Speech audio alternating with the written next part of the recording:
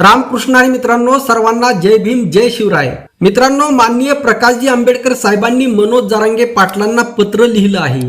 त्यांच्या पत्रातील मजकुरावरून लक्षात येत आहे की माननीय प्रकाश आंबेडकर हे संवेदनशील नेतृत्व आहे. समाजातील प्रत्येक घटकाविषयी त्यांच्या मनात अपार प्रेम व दयाभाव आहे. प्रथम आपण त्यांचं पत्र पाहू व नंतर त्याचं विश्लेषण करू. प्रति माननीय मनोज जरांगे पाटील, आपणास नमस्कार. गरीब आणि रयतेच्या मराठ्यांच्या आरक्षणासाठी आपण पुढाकार घेऊन मोठं आंदोलन उभं केलं आणि प्रस्थापित निजामी मराठा नेतृत्वाच्या विरोधात समाजात जागृती निर्माण केली आहे. 2014 नंतर मनुस्मृती मानणाऱ्या व्यवस्थेची गडी दुर्दैवाने देशात आणि राज्यात सत्तेत आली आहे आणि या सत्तेच्या विरोधात कुणी आवाज बुलंद केला तर त्यांचे मानसिक, सामाजिक, राजकीय खच्चीकरण करून जाती जातीत भांडण लावून देण्यात येते. हे थांबवणं गरजेचं आहे. आपण प्रामाणिकपणे छत्रपती शिवाजी महाराज, छत्रपती शाहू महाराज, महात्मा ज्योतिबा फुले आणि महामानव डॉक्टर बाबासाहेब आंबेडकरांच्या विचारांनी या शोषणाविरुद्ध लढा उभा करीत आहात आणि त्यासाठी तुमचे आरोग्य उत्तम असणं गरजेचं आहे. समाजात लोकांच्या प्रश्नावर आंदोलन करणारेच राहिले नाहीत तर त्यांची बाजू कोण घेणार? गरीब रयतेच्या मराठ्यांना आपला फार मोठा आधार वाटत आहे. त्यामुळे आपण स्वतःचा जीव सांभाळावा असे मी आपणास आव्हान करतो. मराठा आरक्षणाच्या संदर्भात मागणी करणारे गरीब मराठे आणि सदरची मागणी पूर्ण करू शकणारे सत्ताधारी निजामी मराठे असूनही गरीब मराठ्यांची मागणी पूर्ण होत नाही. सत्ता काँग्रेसची असो, भाजपची असो किंवा राष्ट्रवादीची असो, त्यांनी गरीब मराठ्यांच्या प्रश्नाला कधीच महत्त्व दिलं नाही. उलट सत्ताधारी श्रीमंत मराठ्यांनी गरीब मराठ्यांच्या मतावर स्वतःच्या संपत्तीत आणि सत्तेमध्ये निरंतर वाढच केलेली आपल्याला दिसते. आपण पुन्हा एकदा हा प्रश्न ऐरणीवर आणला आहे. आंदोलन व लोक जागृतीद्वारे या विषयावर गांभीर्य निर्माण केलं आहे. परंतु दुर्दैवाने सत्ताधारी राज्यकर्ते अतिशय निर्दयी होऊन आपल्या आमरण उपोषणाला दुर्लक्षित करीत आहेत. वर्तमानातील या सत्तेला मानवी चेहरा नाही असेच म्हणावे लागेल. आज अनेक मराठा तरुण या निराशेतून आत्महत्या करीत आहेत. त्यांच्याकडेही सध्याचे 3 पक्षाचे सत्ताधारी राज्यकर्ते दुर्लक्ष करताना उभा महाराष्ट्र पाहत आहे. मध्यंतरी पंतप्रधान नरेंद्र मोदी शिर्डी येथे येऊन गेले, परंतु त्यांनी देखील मराठा समाजाच्या आरक्षणाचा साधा उल्लेख देखील केला नाही. यापूर्वीच्या राज्यकर्त्याप्रमाणेच वर्तमानातील केंद्र आणि राज्य सरकार यांची भूमिका देखील एरे माझ्या मागल्या अशीच आहे. त्यामुळे आंदोलन करत राहणे ही काळाची गरज आहे. यासाठी आपण आपली तब्येत सांभाळली पाहिजे.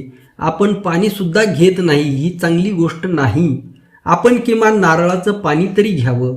वंचित बहुजन आघाडी आपल्या आंदोलनास पाठिंबा देत आहे. मराठा आरक्षणाचा प्रश्न हा केंद्र व राज्य शासनाच्या अखत्यारीतला आहे. त्यामुळे जोपर्यंत निवडून गेलेल्या आमदार व खासदारांच्या निवासस्थानासमोर धरणे आंदोलन होत नाही तोपर्यंत केंद्र व राज्य शासन हा प्रश्न गांभीर्याने घेणार नाही आणि ते जागेवरून हलणार देखील नाही. या संदर्भात आम्ही आपल्याला हे सुचवत आहोत की मराठा आरक्षणाची तीव्रता वाढवण्याच्या दृष्टिकोनातून निवडून गेलेले जे खासदार आणि आमदार आहेत त्यांच्या घरासमोर निदर्शने करावी, तरच ते जागे होऊन हलतील. त्यामुळे आज या उपोषणाला त्या दृष्टीने योग्य वळण द्यावे अशी विनंती आम्ही आपल्याला करीत आहोत.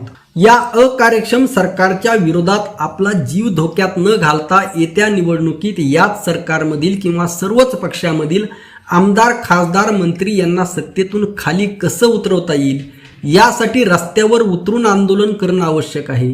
गरीब मराठ्यांची आर्थिक साधने, रोजगार आणि शेतीची दुरावस्था यासारखे अनेक प्रश्न प्रलंबित आहेत जे सोडवणं काळाची गरज आहे आणि त्यासाठी तुमचं असणं अपरिहार्य आहे. पुन्हा एक वेळ आव्हान करतो की आपण स्वतःचा जीव सांभाळावा. प्रकाश आंबेडकर, राष्ट्रीय अध्यक्ष, वंचित बहुजन आघाडी. मित्रांनो, यातील शब्द न शब्द विचार करण्यासारखा आहे. याचं विश्लेषण करण्या अगोदर एक गोष्ट सांगतो, ती नीट लक्षात घ्या.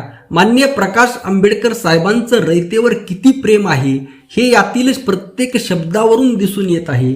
या उपेक्षित वंचित रयतेसाठी लढणारा एक प्रामाणिक योद्धा मनोज जरांगे पाटील वाचले पाहिजेत असं त्यांना वाटत आहे. आंदोलन कशा पद्धतीने असावं याची दिशा सुद्धा त्यांनी सांगितली आहे. सर्व पक्षीय प्रस्थापित राजकारण्यांनी कसा धुमाकूळ घातला आहे व त्यांना सत्तेमधून खाली खेचणं का गरजेचं आहे हे त्यांनी यामधून स्पष्ट केलं आहे. येणाऱ्या काळातील लढाई ही वंचित विरुद्ध प्रस्थापित असणार आहे व यामध्ये रयतेचा मराठा सुद्धा वंचित आहे. ही वास्तववादी मांडणी माननीय प्रकाश आंबेडकर साहेब करत आहेत. हा वंचित मराठा जर जागा झाला तर सगळ्याच पक्षातील प्रस्थापितांना सत्तेवरून खाली खेचू शकतो हे माननीय प्रकाश आंबेडकर साहेबांना माहीत आहे. हा रयतेचा मराठा तोच आहे ज्याच्या दारिद्र्याचं वर्णन शेतकऱ्यांचा आसूड या पुस्तकात महात्मा फुलेंनी केलेला आहे. मित्रांनो, हा गरीब शेतकरी वर्ग हा अनेक पिढ्यांपासून गरीबच आहे.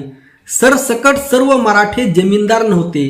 प्रत्येक गावात फक्त 4-2 जणच जमीनदार असायचे. बाकीचे शेतकरी हे कमी जमीन असणारे असायचे व पूर्वीच्या काळी जमीन खूप पिकत नसायच्या व जमीन कसणं सोपं नव्हतं. जरी अनेक मराठ्यांकडे जमिनी होत्या तरी ती जमीन कसण्यासाठी प्रचंड कष्ट करावं लागायचं. रक्ताचं पाणी करावं लागायचं. इतकं कष्ट करून ती जमीन पिकवावी लागायची. आज जमीन पिकत आहे तर जमीनच राहिली नाही. 95% शेतकरी हे अल्पभूधारक आहेत. मी स्वतः आज अल्पभूधारक आहे.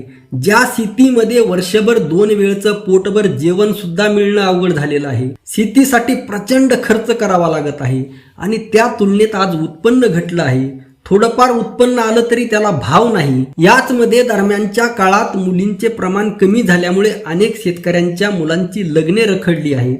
या सर्वातून नैराश्य येऊन समाज रसातळाला चाललेला आहे व या अशामध्ये समाजाविषयी प्रेमभाव, दयाभाव व आपुलकी असणारे आज महाराष्ट्रात एकच नेता आहे, ते म्हणजे माननीय प्रकाश आंबेडकर साहेब. याच वंचित रयतेच्या मराठ्यामध्ये आता एक सर्वमान्य नेतृत्व उदयाला आलं आहे व जे प्रामाणिक आहे ते म्हणजे मनोज जरांगे पाटील. आणि अशा मनोज जरांगे पाटलांची काळजी वाटणं साहजिक आहे.